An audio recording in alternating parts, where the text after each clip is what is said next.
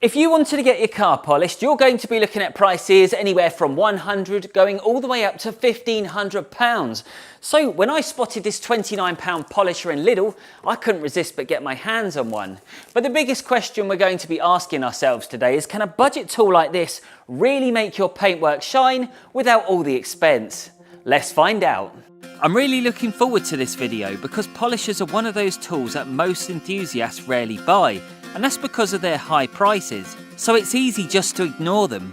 However, this cheap Lidl polisher ticks all the right boxes for someone with a small budget. Alright, so let me give you my first impressions. Well, looking at the size of it, it's not gigantic, and that also gives me another benefit because it's not too heavy and it's not too clumpy either.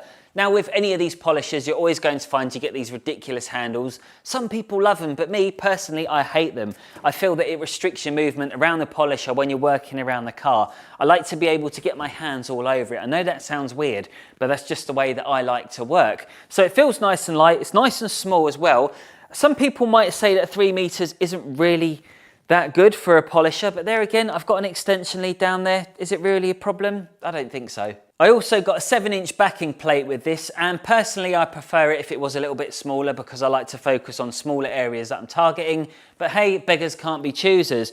Now it does come with a pad as well. I'm not really a massive fan of this. It doesn't really look that great, and when you put it on, I mean, because we've got a very thin backing plate here, I think it'd be very easy if you don't get this on properly. Even if you do, I think there's a very fine line here, so you could potentially scratch the car because it's very easy to overlap. So I wasn't really a massive fan of this, so I needed to get myself, check this out, I've been splashing the cash.